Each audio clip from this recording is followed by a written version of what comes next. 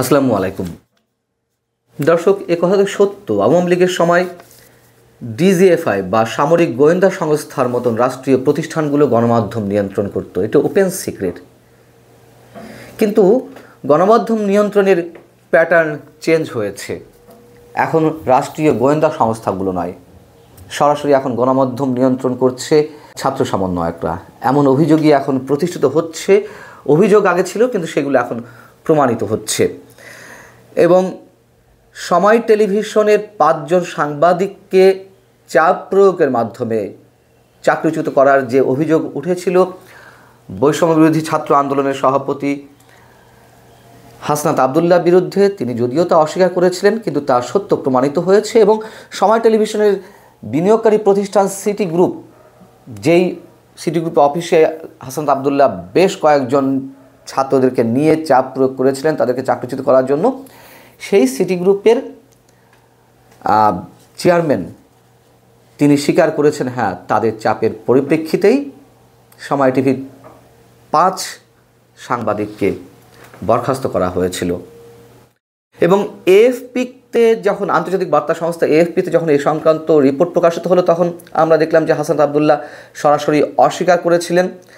এবং তিনি পরবর্তীতে তার ফেসবুকে স্ট্যাটাস দিয়েছিলেন যে, তিনি লিখেছিলেন যে এমনভাবে বিষয়টি এএফপিতে চিত্রিত করা হয়েছে, বৈষম্য বিরোধী ছাত্র আন্দোলন টিভি স্টেশনের মালিক সিটি গ্রুপকে সাংবাদিকদের বরখাস্ত করতে বাধ্য করেছে। তবে বাস্তবতা হলো এটি সত্য থেকে বহু দূরে। বরখাস্তের জন্য আমরা মালিকদের কাছে সাংবাদিকদের কোনো তালিকা দেইনি, আমরা টিভির শেয়ারও দাবি করিনি। কিন্তু পরবর্তীতে বিবিসির পক্ষ থেকে সময় টেলিভিশনের বিনিয়োগকারী প্রতিষ্ঠান সিটি গ্রুপের চেয়ারম্যান এবং ওই টিভির পরিচালক মোহাম্মদ হাসানের সাক্ষাৎকার নেওয়া হয়েছে, তার মন্তব্য নেওয়া হয়েছে।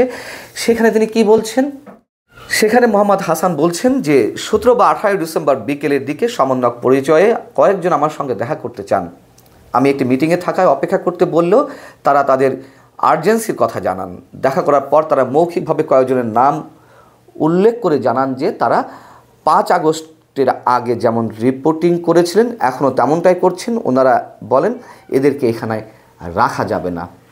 এই যে সরাসরি বলল বেশ কয়েকজন ছাত্রদেরকে নিয়ে সদল বলে গিয়ে যে রাখা যাবে না, এরপরে আর এই মুহূর্তে একটা প্রতিষ্ঠানের মালিকের কি করা থাকতে পারে? মেরুদণ্ড সোজা করে শির দ্বারা উঁচু করে তিনি বলবেন যে না, আমরা তোমাদের কথা শুনবো না? সেই বাস্তবতা আছে? নিশ্চয়ই নেই। এবং সময় টেলিভিশনের চেয়ারম্যান মোর্শেদুল ইসলাম তিনিও বিবিসিকে বলছেন যে সিটি গ্রুপের এমডিকে তারা ভয় দেখিয়েছে, ওখান থেকে আমাদের চাপ দেওয়া হয়েছে যে একটা ব্যবস্থা নেওয়ার জন্য, যে কারণে আমরা ব্যবস্থা নিতে বাধ্য হয়েছি, স্বেচ্ছায় আমরা এটি করিনি। এবং মোর্শেদুল ইসলাম সম্পর্কে নিশ্চয়ই অনেক ধরনের বিতর্ক থাকতে পারে। তিনি সাবেক খাদ্যমন্ত্রী, আওয়ামী লীগের শীর্ষ নেতা কামরুল ইসলামের ভাই, এবং এই টেলিভিশন চ্যানেলটি তো অবশ্যই কামরুল ইসলামের ছিল, যদিও তার ভাগের নামে লাইসেন্সটি। যাই হোক, সময় টেলিভিশন অবশ্যই বিতর্কিত কাজবাজ করেছে, এ কথা আগেও বলেছে। শুধু সময় টেলিভিশন নয়, ইলেকট্রনিক্স মিডিয়ার অনেকগুলোই তারা আওয়ামী লীগে যেভাবে নির্লজ্জ দালালি করেছে, প্রিন্ট মিডিয়াও অনেকগুলো করেছে, এগুলো নিশ্চয়ই কোনোটা মিথ্যা কথা নয়। কিন্তু আমরা বলছিলাম এই সময় এসেও কারোর বিরুদ্ধে যদি কোনো ধরনের অভিযোগ থাকে, একটা গণতান্ত্রিক পরিবেশ যদি বাংলাদেশে বজায় থাকে, তার জন্য তো অনেক ধরনের প্রক্রিয়া আছে। প্রেস কাউন্সিল, আমি এই কথাও আগে বলেছিলাম যে প্রেস কাউন্সিলে যেতে পারতেন হাসনাত আবদুল্লাহ। আবার সেই সম্পর্কে আবার বিবিসিতে হাসনাত আবদুল্লাহ কী বলছেন যে প্রেস কাউন্সিল বা এই টাইপের কিছু আছে বলে আমি জানি না। যখন জানলাম তখন তো তার আগে যাওয়া হয়েছে। আবারও তিনি মিথ্যাচার করছিলেন। প্রেস কাউন্সিল বলে কিছু আছেন হাসনাত আবদুল্লাহ, তাদের মতো মানুষরা বিপ্লব ঘটিয়ে দেন দেশে, আর প্রেস কাউন্সিল আছেন সেটা তিনি জানেন না। এটি কি বিশ্বাসযোগ্য? আবার তিনি কি বলেছেন যে টেলিভিশনগুলো যাতে সত্য সংবাদ তুলে ধরে বা আগেকার মতন আওয়ামী লীগের দালালি না করে, সেই জন্য তিনি কাদের পরামর্শে গিয়েছিলেন? সিটি গ্রুপের চেয়ারম্যানের কাছে। তিনি বলছেন, আমি কোট আনকোট বলছি, তিনি বলছেন যে সাংবাদিকদেরই একটি অংশ এটি করার জন্য সাজেস্ট করেছে। আপনাদের জার্নালিস্টদেরই একটা বৃহৎ অংশ যারা ফ্যাক্ট বেসড জার্নালিজমের মধ্যে ছিল, প্রোপাগান্ডা বেসড জার্নালিজমের মধ্যে ছিল না, ওই জার্নালিস্টরাই পরামর্শ দিয়েছে যে ওনার সঙ্গে কথা বলতে পারেন, অর্থাৎ সিটি গ্রুপের চেয়ারম্যানের সঙ্গে কথা বলতে পারেন। কেবল আলোচনার জন্যই সেখানে গিয়েছিলাম। আবারও মিথ্যাচার করলেন। যে এই বিষয়ে আলোচনার জন্য গিয়েছিলেন, কিন্তু সিটি গ্রুপের চেয়ারম্যান, সময় টেলিভিশনের চেয়ারম্যান, তারা তো সবাই ওপেন বলছেন।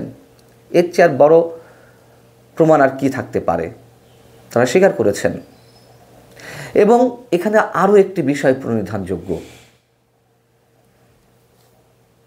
আওয়ামী লীগের সময় একদল সাংবাদিক দালালি করেছে, আওয়ামী লীগের সকল অপকর্মের সঙ্গে তারা সায় দিয়েছে, শেখ হাসিনাকে উৎসাহিত করেছেন। ঠিক এখনও আর এক গ্রুপ সাংবাদিক রয়েছেন যারা বর্তমান সরকারের দাবিদারি করছে, দালালি করছে, এ কথা স্পষ্ট ভাষায় বলতে চাই। এবং হাসনাত আবদুল্লাহর সব অংশই যে একেবারে মিথ্যাচার, আমরা সেটা মনে করি না। তিনি যেটি বলেছেন এটা হতেও পারে এবং এটি বাস্তবতা। আমরা জানি যে এখন আর একদল নতুন সাংবাদিক গজিয়েছেন, ঠিক মুদ্রার ও পিঠের মতোই, যাদের চরিত্র আমরা দেখেছি, যাদের মুখোশ আমরা খুব ভালো করে জানি, চিনি। আওয়ামী লীগের সময় কী করেছে ঠিক সেই একই চরিত্রের কিছু সাংবাদিক এখন বর্তমান সরকারের সময়ও নানান ধরনের সুযোগ সন্ধানী হিসেবে দাবিদারি করে যাচ্ছে। এবং তাদের পরামর্শে হাসনাত আবদুল্লাহ সময় টেলিভিশনের মালিক পক্ষের কাছে গিয়েছিল। তাহলে তো এখানে আরও একটি প্রশ্ন আসে, যেই সাংবাদিকদের দালালিতে কিংবা এক ধরনের বিকৃত উৎসাহের জায়গা থেকে শেখ হাসিনা উৎসাহিত হয়েছিলেন বিতর্কিত নির্বাচন করতে, গুম খুনের মতো সব ধরনের অপকর্ম করে যেতে, যদি আমরা এই কথা ধরে নেই, মানুষের বাক স্বাধীনতা হরণ করেছিলেন, গণতন্ত্রের টুটি চেপে ধরেছিলেন সেই সাংবাদিকদের প্রকাশ্যে যে দালালি তার মাধ্যমে, তাহলে হাসনাত আবদুল্লাহ কি এটুকু বুঝতে পারেন না যে এখন যে সাংবাদিকরা তাদেরকে পরামর্শ দিচ্ছেন তারা কোন শ্রেণীর? বিবিসিকে একটা সাক্ষাৎকার দিয়েছেন এই একই রিপোর্টের মধ্যে। তিনি হচ্ছেন অধ্যাপক ডক্টর সাইফুল ইসলাম চৌধুরী, ঢাকা বিশ্ববিদ্যালয়ের সাংবাদিকতা ও গণযোগাযোগ বিভাগের অধ্যাপক। তার মন্তব্যটি শেষ করেই তুলে ধরে আমি আমার আলোচনাটি শেষ করব। তিনি বলছেন যে আগের সরকারের সময় যেভাবে গণমাধ্যমে কণ্ঠরোধ করা হতো, বর্তমান সময়ে এসে সেই প্যাটার্নে একটা পরিবর্তন এসেছে বলেই মনে করছি। তবে আগে রাষ্ট্রীয় সংস্থার মাধ্যমে গণমাধ্যম উপরে যে হস্তক্ষেপ করা হতো 5 আগস্টের পর ইন্টারভেনশন থ্রু মোবাক্রেসির মাধ্যমে সেটি করা হচ্ছে। আমাদের আর কিছু বলার নেই। তার এই মন্তব্যের মধ্য দিয়ে সব কিছু স্পষ্ট হয়ে ওঠে, যেটি প্রথমে বলছিলাম। আল্লাহ হাফিজ।